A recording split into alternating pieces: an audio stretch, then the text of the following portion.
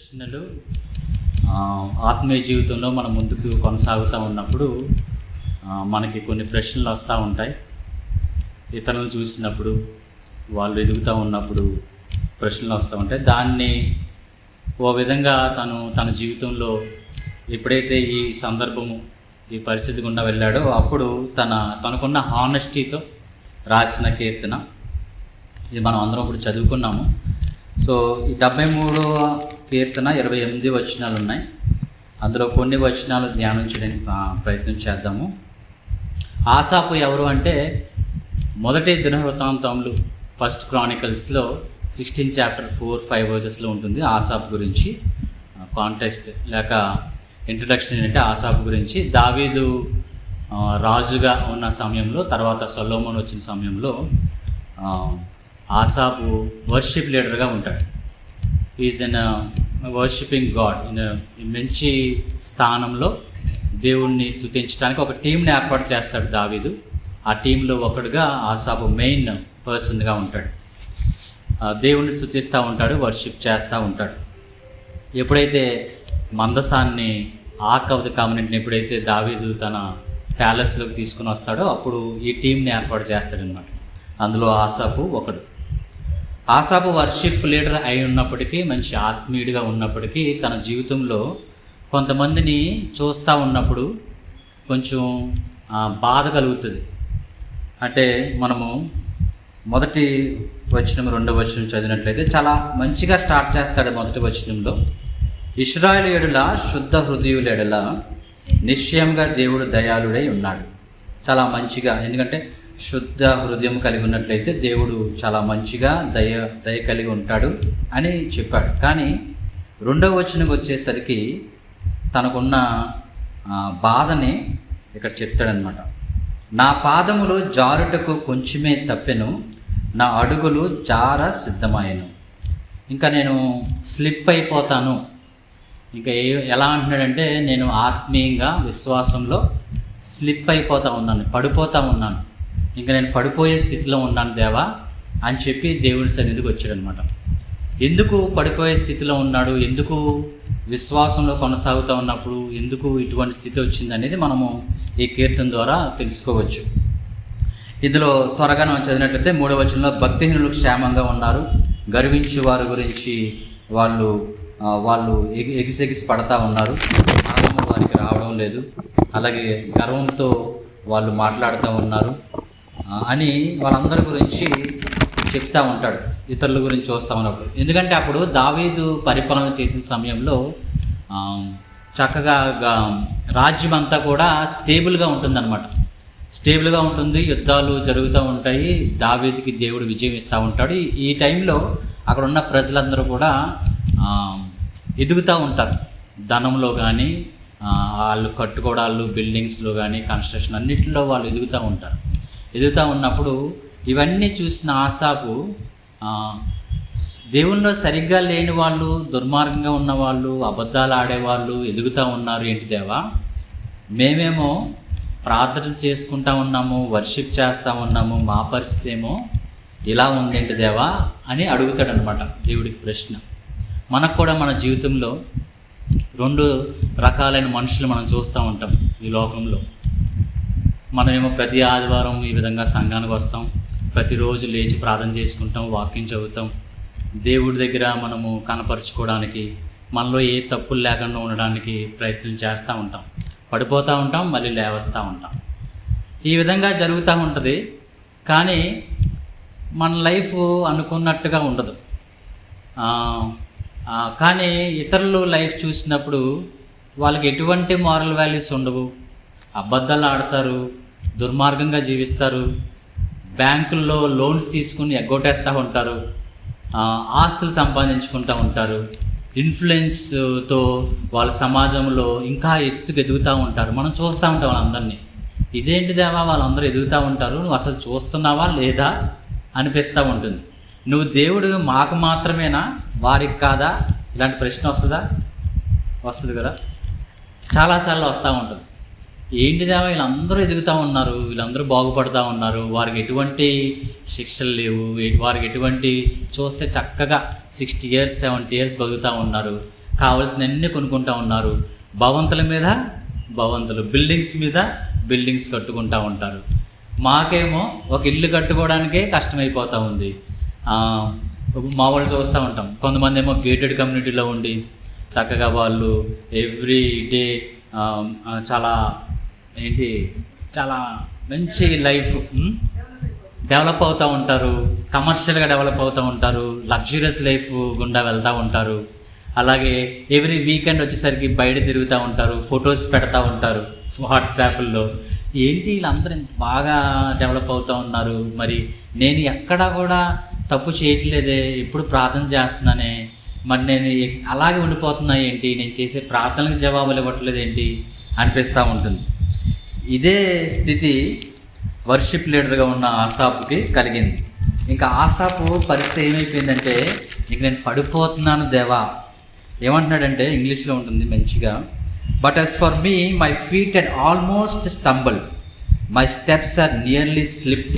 ఇంక నేను జారిపోతున్నాను, ఇంక నాకు ఈ దేవుడు వద్దు, ఈ భక్తి వద్దు, ఈ చర్చ్ వద్దు, ఈ పాటలు వద్దు, ఈ వర్షిప్ వద్దు నాకు. నేను హ్యాపీగా వాళ్ళతో పాటు చక్కగా అన్యాయంగా జీవిస్తూ దుర్మార్గంగా ఉంటూ అవసరాన్ని బట్టి మనుషులతో మాట్లాడుతూ చక్కగా ఉంటే బాగుంటుంది కదా, నేను కూడా వాళ్ళతో పాటు ఎదుగుతాను కదా అనే స్థితికి వచ్చేసాడు. ఇంకా మళ్ళీ 10వ వచనంలో మనం చూసినట్లయితే, వారి జనము వారి పక్షము చేరును.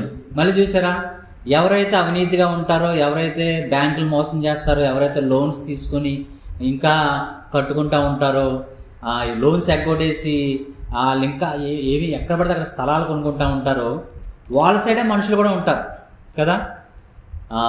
ఎవరిపై డబ్బు ఎక్కడ ఉంటే అక్కడ, డబ్బు ఎవరికి దగ్గర ఉంటే వాళ్ళ దగ్గర మనుషులు వెళ్తారు.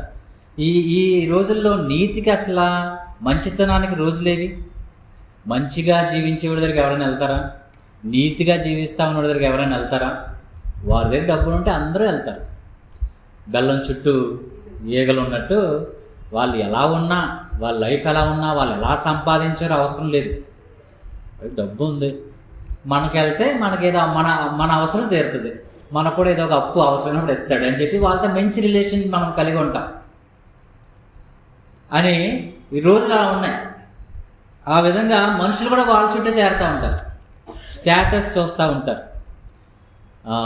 స్టేటస్ ఏ విధంగా అంటే, ఈరోజంట మనుషులు వాళ్ళ మంచితనాన్ని బట్టి, వారికి ఉన్న నీతిని బట్టి ఎవరు వాళ్ళ దగ్గరికి వెళ్ళడం లేదు, వారితో మాట్లాడడం లేదంట. వారి స్టేటస్ ఏంటి, వారు ఏం సంపాదించారు, దాన్ని బట్టే వారికి ఫ్రెండ్షిప్ వారితో. ఆ విధంగా సమాజము తయారైపోయింది. సో 10వ వచనంలో క్లియర్గా తెలియజేస్తూ ఉన్నాడు, వారి జనము వారి పక్షము చేరును. వాళ్ళకే ఫ్రెండ్స్ ఉంటారు, వాళ్ళకే సర్కిల్ ఉంటుంది, వాళ్ళకే కాంటాక్ట్స్ ఉంటాయి, వాళ్ళ సమృద్ధిగా జీవిస్తూ ఉంటారు. అప్పుడు 11వ వచనంలో అడుగుతున్నాడు, ఇంక తెగించేసాడు అనమాట. ఇంక అన్నీ చూసి ఏమంటున్నాడంటే 11వ వచనంలో, దేవుడు ఎట్లు తెలుసుకొనును, హౌ కెన్ గాడ్ నో? అసలు దేవుడు చూస్తున్నాడా? ఎవరెవరు అన్యాయంగా జీవిస్తూ ఉన్నారో, అన్యాయంగా సంపాదిస్తూ ఉన్నారో వాళ్ళు ఎదుగుతూ ఉన్నారు. మనమేమో పరిశుద్ధంగా జీవించాలి, మంచిగా జీవించాలి, నీతిగా జీవించాలి అని చెప్పి మనమేమో ఫెయిల్ అయిపోతూ ఉన్నాము. మరి ఇటువంటి వారిని దేవుడు అసలు చూస్తున్నాడా, అసలు ఉన్నాడా అని అడుగుతూ, మహోన్నతునికి తెలివి ఉన్నదా అని వారు అనుకుంది. వాళ్ళు ఎవరైతే అలా జీవిస్తూ ఉన్నారో వాళ్ళని మనం ఎప్పుడైనా క్వశ్చన్ అయినప్పుడు, ఎవరు చూస్తారు బ్రదర్, మనం ఎంత సంపాదిస్తుంది, ఈరోజు ఎవరు చూస్తాడు, మంచి చెడు ఎవరు చూస్తూ ఉన్నారు, నువ్వు సంపాదించావా లేదా అనేది, నీ దగ్గర నీ బ్యాంక్ బ్యాలెన్స్ ఎంత ఉంది, నీకున్న ఏంటి ప్రాపర్టీ ఏంటి అని చూస్తారు. కానీ నువ్వు ఎలా సంపాదించావు, ఎలా వచ్చావు, కష్టపడి సంపాదించావా, న్యాయంగా ఎవడు చూస్తాడు ఈరోజు అని అంటారంట. 11వ వచనంలో. 12వ వచనంలో అంటున్నాడు, ఇదిగో ఇట్టివారు భక్తిహీనులు, వీరు ఎల్లప్పుడూ నిశ్చింత గలవారై ధనవృద్ధి చేసుకుందురు.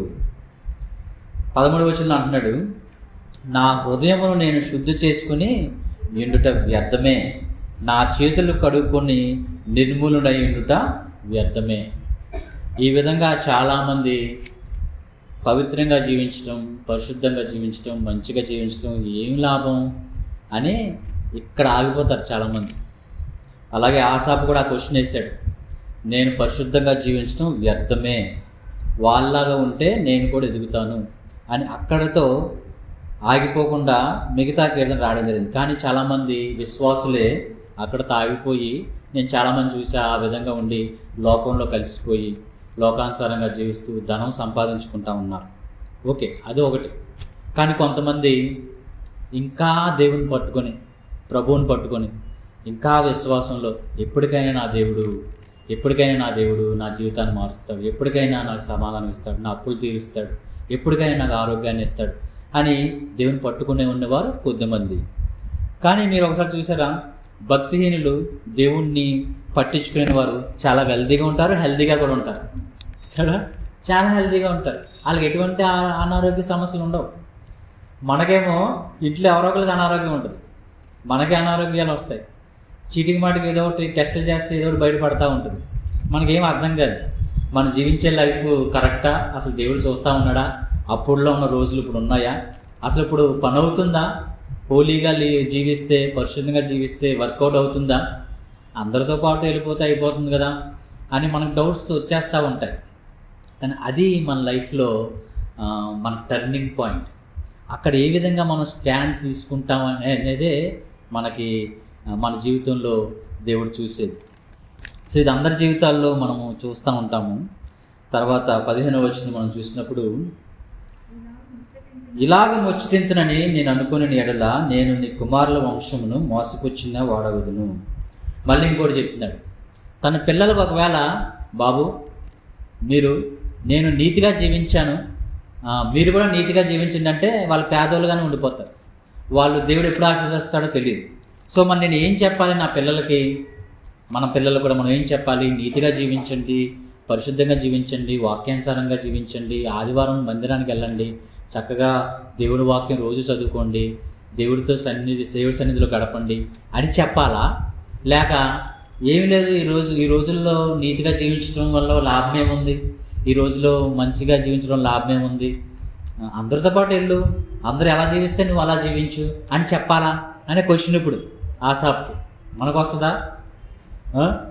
ఇలాంటి క్వశ్చన్ వచ్చింది. ఒకవేళ నేను ఎలాగా ఫెయిల్ అయిపోయాను, దేవుడు అనుకొని, దేవుని సేవ అనుకొని, దేవుని మందిరం అనుకొని ప్రతి వారము నేను ఇలాగా దేవుని మందిరంలోకి వచ్చి వర్షిప్ చేసుకుంటూ ఉండడం వల్ల నేను ఫెయిల్ అయిపోతూ ఉన్నాను.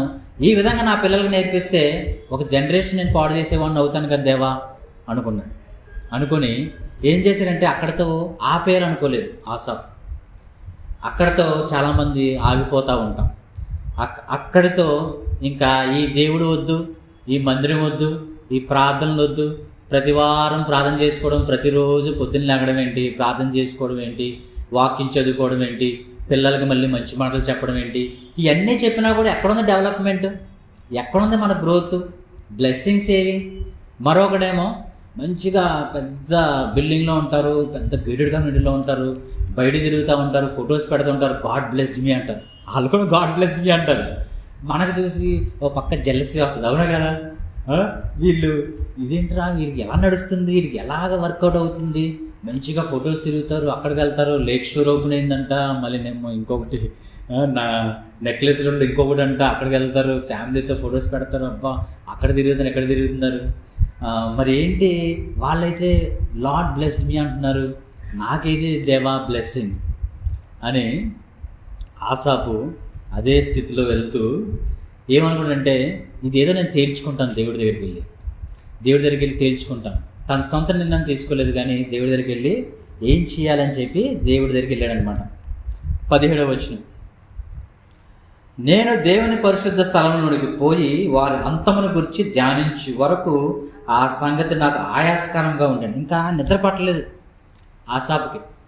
నిద్ర పట్టకుండా ఇంకా దేవుడి దగ్గర తేల్చుకోవాలి, దేవా నువ్వు నాతో మాట్లాడు, నాకు చూపించు, ఎందుకు ఇలా జరుగుతుంది, ప్రపంచంలో ఎందుకు ఇలా జరుగుతుంది, దుష్టులుగా ఉన్నవారు, భక్తిహీనులుగా ఉన్నవారు, భయం లేనివారు, మోసం చేసేవారు ఎందుకు ఎదుగుతూ ఉన్నారు, పవిత్రంగా జీవించే నేను నాలాంటి వాళ్ళు ఎందుకు మేము ఎదగలేకపోతున్నాము, నాకు సమాధానం ఇవ్వాలి. మనం ఈ విధంగా దేవుని అడిగితే తప్పకుండా దేవుడు మనకు కూడా సమాధానం ఇస్తాడు. సో దేవుని పరిశుద్ధ ఆలయంలోకి వెళ్ళాడంట, ధ్యానించే వరకు ఊరుకోలేదంట. ధ్యానించడానికి చూశాడంట. అప్పుడు 18వ వచనంలో, నిశ్చయముగా నీవు వారిని కాలుజారు చోటనే ఉంచి ఉన్నావు, వారు నశించినట్టు వారిని పడవేయుచున్నావు, క్షణమాత్రంలోనే వారు పాడైపోదురు, మహాభయం చేత వారు కడముట్ట నశించుదురు. ఇక్కడ ఆన్సర్ ఇచ్చాడు దేవుడు. ఏమనంటే, ధ్యానించడానికి వెళ్ళాడు దేవుడి దగ్గరికి. అప్పుడు దేవుడు చూపించాడు, వీళ్ళందరినీ చూస్తున్నావు కదా, భక్తిహీనంగా ఉన్నారు, దుర్మార్గంగా జీవిస్తూ ఉన్నారు, లంచాలు తీసుకుంటూ ఉన్నారు. వీళ్ళందరూ కూడా మన దృష్టిలో చూసినప్పుడు అబ్బా ఎంత ఎదుగుతూ ఉన్నారు, వీళ్ళు 60 years 70 years బతుకుతూ ఉన్నారు, రాజాలా బతుకుతూ ఉన్నారు, అలాగే చనిపోతూ ఉన్నారు. కానీ దేవుడు అంటాడంట, దేవుడు ఈ వాక్యంలో మన సారాంశం ఏంటంటే, దేవుడు వాళ్ళని అసలు గుర్తుపెట్టుకోడంట. ఈ will not even think about them. ఒకసారి చూసారా, కళ వస్తుంది మనకి, రాత్రి కళ వస్తుంది. కళ వచ్చినప్పుడు మార్నింగ్ గుర్తున్నట్టు గుర్తులేనట్టు ఉంటుంది. ఒకసారి పూర్తిగా గుర్తు రాకుండా ఏదో కళ వచ్చింది, ఎవరో గుర్తొచ్చారే, తర్వాత ఏమైంది అనుకుంటాం, మనం మర్చిపోతాం, గుర్తురాదు. ఎంత గుర్తు చేసుకోవడానికి ట్రై చేసినా గుర్తురాదు. దేవుడు కూడా మనం చాలా గొప్పవారు అనుకుంటాం. ఈ భూమి మీద జీవించిన వాళ్ళు, ఒకప్పుడు అలెగ్జాండరు, లేకపోతే తర్వాత నెపోలియన్, వీళ్ళందరూ వచ్చి ఏమయ్యారు, హిస్టరీ బుక్లో ఉన్నారు, కానీ వాళ్ళ గురించి ఎవరు పట్టించుకుంటారు? అలాగే మన తెలుగులో కూడా, మన ఆంధ్ర రాష్ట్రంలో, తెలంగాణ రాష్ట్రాల్లో, మిగతా రాష్ట్రాల్లో గొప్ప గొప్ప మనుషులు మన కళ్ళెదుటే, గొప్ప గొప్ప రాజకీయ నాయకులు, సెలబ్రిటీస్ చనిపోయారు. తర్వాత ఏమైంది, ఎలా చనిపోయారు, అసలు వాళ్ళ గురించి పట్టించుకుంటామో మర్చిపోతాం. అలా దేవుడంట వారిని అసలు క్షణంలో మర్చిపోతాడంట. ఈ will not even think about them. వాడు ఉన్నాడా, వాడు బతికాడా? మామూలుగా రాజకీయ నాయకులు మనం గుర్తు చేసుకున్నాం అనుకోండి, చాలా గొప్పగా జీవించాడు ఎర్త్లీ, భూమి మీద. దేవుడి దగ్గరికి వెళ్ళి, దేవా చాలా గొప్పగా జీవించాడు, అవుడా, ఉన్నాడు అసలు అన్నట్టుగా మాట్లాడతాడు. చూడండి, ఆయన అడిగింది, నిశ్చయముగా నీవు వారిని కాలుజారు చోటనే ఉంచి ఉన్నావు, వారు నశించినట్లు వారిని పడవేయుచున్నావు, క్షణమాత్రంలోనే వారు పాడైపోదు. క్షణం, జస్ట్ సెకండ్. వాళ్ళు కొంతకాలం ఉంటుంది, ఆ కొంతకాలం దేవుడు వెయిట్ చేస్తాడు. వాళ్ళు ఉన్నప్పుడు పట్టించుకోవడం వాళ్ళని, వాళ్ళు బతుకుతున్నారు కానీ దేవుడు లేకుండా బతుకుతారు, దేవుడు పట్టించుకోడు, చనిపోతారు, దేవుడు పట్టించుకోడు. కానీ వాట్ మ్యాటర్స్ ఏంటంటే, మన భూమి మీద 60-70 సంవత్సరాలు బతుకుతాం. తర్వాత మ్యాటర్స్ ఏంటంటే, మన జీవితంలో మనకు అవసరం ఏంటంటే, నిత్యత్వంలో ఎంతకాలం మనం ఉంటాం, ఎవరితో ఉంటాం. నిత్యత్వంలో వాళ్ళు ఉంటారు, మనం ఉంటాం, కానీ దేవుడితో మనం ఉంటాం, మనతో దేవుడు ఉంటాడు. అక్కడ రియలైజ్ అయ్యాడు 21వ వచనంలో, నా హృదయం మత్సరపడెను, నా అంతరింద్రియములలో నేను వ్యాఖ్యుల పడితిని, నేను తెలివిలేని పశుప్రాణినైతిని, నీ సన్నిధిని మృగము వంటి వాడినైతిని. అక్కడ తెలుసుకున్నాడు. అప్పుడేమన్నాడంటే, దేవా నిజమే దేవా, నువ్వు చెప్పింది, నేను నిజంగా తెలివి లేకుండా పశుప్రాయుడిలాగా నేను ఆలోచించాను అని చెప్పి, నీ సన్నిధిని మృగం వంటి వాడినైతిని అని రియలైజ్ అయ్యి అప్పుడు చెప్తా ఉన్నాడు, అయినా నేను ఎల్లప్పుడూ నీ యొద్దే ఉన్నాను, నీ కుడి చెయ్యి నీవు పట్టుకొని ఉన్నావు, నీ ఆలోచన చేత నన్ను నడిపించదువు, తరువాత మహిమలో నీవు నన్ను చేర్చుకుందువు. ఇక్కడ మూడు విషయాలు రియలైజ్ అయిన తర్వాత ఏమన్నాడంటే, దేవా నిజమే, వాళ్ళకి క్షణం మాత్రమే ఉంటారు, నువ్వైతే వారికి భూమి మీద వారికి దూరంగానే ఉన్నావు, అలాగే నిత్యత్వంలో కూడా దూరంగానే ఉన్నావు. వాళ్ళు నిత్యత్వంలో నరకంలో ఉంటారు, నాకైతే భూమి మీద నాకు నువ్వు తోడుగా ఉన్నావు, నా కుడి చేయి పట్టుకుని నడిపిస్తావు, నాకు ఆలోచన కలగజేస్తావు, అలాగే నీ మహిమలో నన్ను చేర్చుకుంటావు. వాట్ ఏ బ్యూటిఫుల్ థింగ్ కదా. మన బిలీవర్స్గా 3 విషయాలు, మన భూమి మీద ఉన్నంత కాలము వాక్యాన్ని అంటుపెట్టుకొని ఎప్పుడైతే మనం జీవిస్తూ ఉంటామో, దేవుడు తప్పకుండా మొదటగా ఆయన చేసేది మన కుడి చేయి పట్టుకొని నడిపిస్తాడు. శ్రమలు ఉంటాయి, బాధలు ఉంటాయి, ఇతరులు వాళ్ళు వదిలుతూ ఉంటారు, వాళ్ళు కొనుక్కుంటూ ఉంటారు, సంపాదించుకుంటూ ఉంటారు, but God will not leave us. మనం వదిలేసాడా? ఒకప్పుడు అటువంటి స్థితి నుంచి వచ్చాం మనం, కానీ ఇప్పుడు మనం దేవుడు బ్లెస్ చేయలేదా? How much you blessed. మనం ఇతరులకు ఇచ్చే స్థితిలో మనల్ని ఉంచాడు. సో దేవుడు చెప్తా ఉన్నాడు, నేను భూమి మీద కూడా మనకి దేవుడు తోడుగా ఉంటాడు, మన కుడి చేయి పట్టుకొని నడిపిస్తాడు, మనకి ఆలోచన కూడా తెలియజేస్తాడు. ఏది మంచో ఏది చెడో మనకు ఆలోచన తెలియజేస్తాడు. మంచికి వెళ్ళినప్పుడు ఎలాగైనా కొంచెం లేట్ అవుతుంది మనకి జవాబు రావడానికి, రిజల్ట్స్ రావడానికి. But finally God will answer us, God will bless అస్.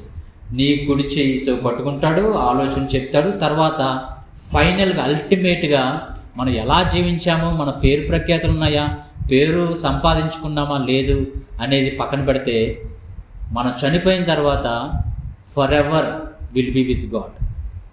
దేవుని మహిమలో మనల్ని ఆయన నడిపించుకుంటాడు, మనల్ని ఆయన జ్ఞాపకం చేసుకుంటాడు, ఆయన మనల్ని చేర్చుకుంటాడు.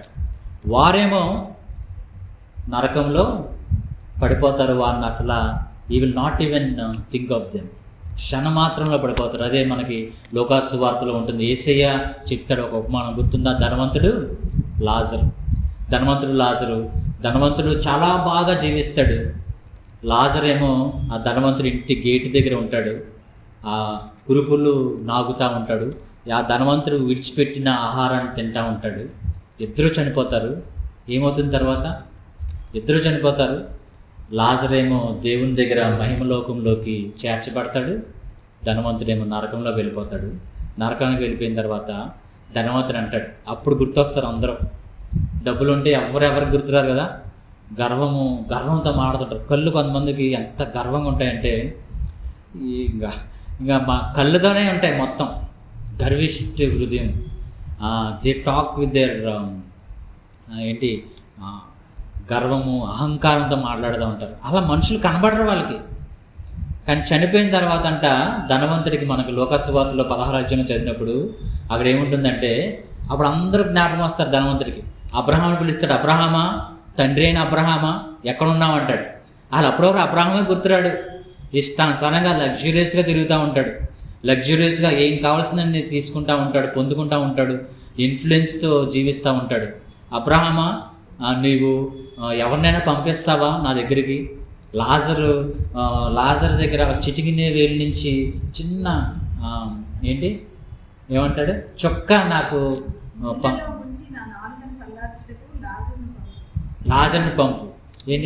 నీళ్ళలో ఉంచి నా నాలుకను, నా దాహాన్ని తీర్చడానికి లాజర్ని పంపు అన్నాడు.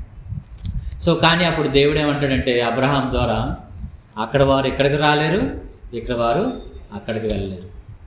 సో డబ్బులు సంపాదించుకోవడము, బ్లెస్ అవ్వడము మంచిదే, కానీ మన జీవితం, మన క్యారెక్టర్ ఏ విధంగా ఉన్నది ఇంపార్టెంట్. దేవుడు మనల్ని బ్లెస్ చేస్తాడు తప్పకుండా. నీతిగా జీవించిన బ్లెస్ చేస్తాడు, మనము పవిత్రంగా పరిశుద్ధంగా జీవించిన బ్లెస్ చేస్తాడు. What matters is how will live on this earth. ఏ విధంగా మనం జీవిస్తున్నా ఉన్నాము, మన లైఫ్ స్టైల్ ఏ విధంగా ఉంది. అందరితో పాటు గో అంటే అలా ఉన్నామా, అందరితో పాటు నా అన్నట్టుగా ఉన్నామా, లేదా మనకంటూ ఒక సెల్ఫ్ దేవుడితో చక్కని రిలేషన్షిప్ కలిగి ఉన్నామా అనేది మనల్ని మనము చెక్ చేసుకోవాలి. తర్వాత మనకున్న బెస్ట్ ఇంకోటి ఏంటంటే, ఈ భూమి మీద ఏ విధంగా ఉన్నా అనేది దేవుడు పట్టించుకోకుండా మాత్రం ఉండడు, కానీ మనకు ఆయన ఆలోచన చెప్తాడు, ఆయన మహిమలో చేర్చుకుంటాడు, మనల్ని నడిపిస్తాడు. అలాగే 25వ వచనంలో అంటా ఉన్నాడు, ఆకాశమందు నీవు తప్ప నాకు ఎవరున్నారు ప్రభువా? That's what we need to say. ఆకాశమందు నువ్వు తప్ప నాకు ఎవరున్నారు ప్రభువా? ఈ భూమి మీద నాకు ఎవ్వరు ఉన్నా లేకపోయినా, నాకు క్లోజ్గా ఎవరున్నా లేకపోయినా, ఆకాశమందు నువ్వు మాత్రము ఉన్నావు. నీవు నాకుండగా లోకంలోనిది ఏదియు నాకు అక్కర్లేదు. ఇది మాట చెప్పగలమా? ఒకరేమో బాగా బంగారంలో తేలుతా ఉన్నాడంట ఒక ఆయన, ఇంకొకరేమో చాలా పేదరికంలో ఉన్నారంట. దేవుడు వచ్చాడు మన దగ్గరికి, మరి నువ్వు ఆ పేదరికంలో ఉన్న వాళ్ళ దగ్గర చూస్ చేసుకుంటావా, లేదా బంగారంలో తేలుతా ఉన్నాడు, లగ్జరీస్గా తిరుగుతూ ఉన్నాడు, వాళ్ళని చూస్ చేసుకుంటావంటే ఏమంటాం? బంగారంలో ఉన్న వాళ్ళని చూస్ చేసుకుంటాం. ఓకే. సో కానీ ఇక్కడ ఆశాప్ అంటున్నాడు, ఆకాశమందు నువ్వు తప్ప నాకెవరున్నారు దేవా? నీవు నాకుండగా లోకంలోనిది ఏదియు నాకు అక్కర్లేదు. నా శరీరము, నా హృదయము క్షీణించిపోయినను దేవుడు నిత్యం నా హృదయం నాకు ఆశ్రయదుర్గము, స్వాస్థ్యమునై ఉన్నాడు. ఒక్కటి మనం చెప్పాల్సిందంటే, నాకు అనారోగ్యం వచ్చినా, నా శరీరం క్షీణించిపోయినా, నేను అప్పుల పాలైనా, నా లైఫ్ ఎదగకపోయినా, నా ప్రార్థనకి జవాబు ఇవ్వకపోయినా, నా దేవుని మాత్రమే విడిచిపెట్టను. That's what we need to have. అది ఒక ఆత్మీయుడు ఎదుగుతూ ఉన్నప్పుడు మనం నేర్చుకునేది. మనం అనుకున్నది ఏమీ జరగకపోయినా దేవుని నేను విడిచిపెట్టను అన్నప్పుడు దేవుడు ఒక రోజు వస్తుంది, ఆయన విడిచిపెట్టకుండా ఉంటాడా? విడిచిపెట్టేస్తాడా? మామూలు తండ్రే పిల్లల్ని ఎంత బాగా చూస్తాడు, మామూలు తల్లిదండ్రులు వాళ్ళకి కావాల్సినన్ని ఇస్తాడు. అలాంటిది పరలోకపు తండ్రి ఏదైనా చేయగలడు. ఆయన మనల్ని విడిచిపెట్టేస్తాడా? బట్ ఈ విల్ టెస్ట్ us. ఒక్కొక్కసారి మనల్ని ఆ పరిస్థితుల గుండా తీసుకుని వెళ్తాడు, ఆ శ్రమల గుండా తీసుకుని వెళ్తాడు.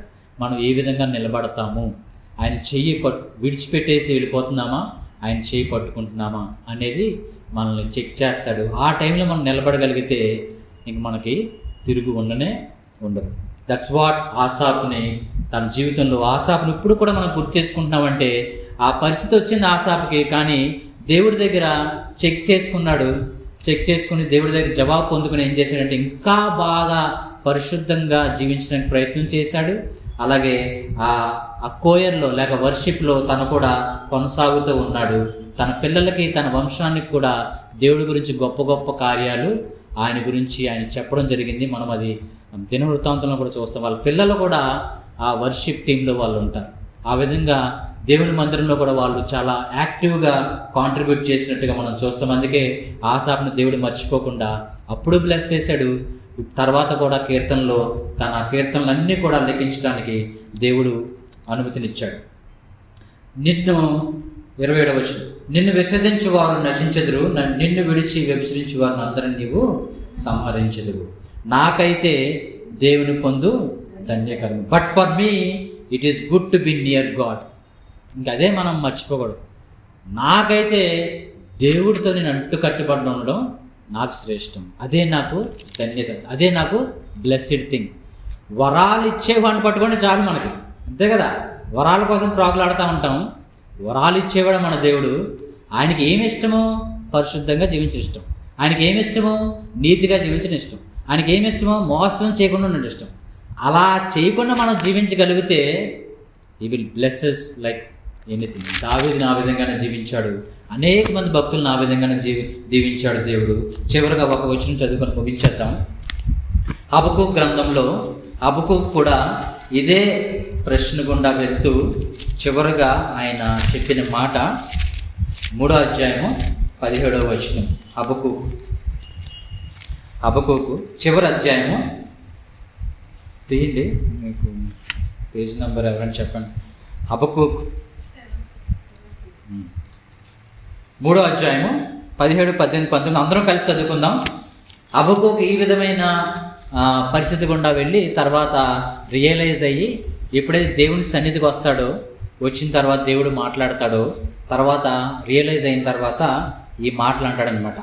17వ వచనం, అంజూరపు చెట్లు పుయ్యకుండినను, ద్రాక్ష చెట్లు ఫలింపకపోయినను, ఒలివ చెట్లు కాపులేక ఉండినను, చేనులోని పైరు పంటకు రాకపోయినను, గొర్రెల దొడ్డిలో లేకపోయినను, సాలలో పశువులు లేకపోయినను, నేను యెహోవాయందు ఆనందించెదను, నా రక్షణకర్త అయిన నా దేవుని యందు నేను సంతోషించెదను. ప్రభువగు యెహోవాయే నాకు బలము, ఆయన నా కాళ్ళను లేడి కాళ్ళ వలె చెయ్యును, ఉన్నత స్థలముల మీద ఆయన నన్ను నడవచేయును. ఉద్యోగం వచ్చినా రాకపోయినా, బిజినెస్లో గ్రోత్ ఉన్నా లేకపోయినా, మన పరిస్థితి మారినా మారకపోయినా, హెల్త్ బాగున్నా బాగపోయినా, నా దేవుడు యెహోవాయే, ఆయనే నా బలము అన్నప్పుడు దేవుడు తప్పకుండా మనకి పరిస్థితిని దేవుడు మారుస్తాడు. దేవుడిలో మనం ఉండాలని ప్రార్థన చేసుకుందాం.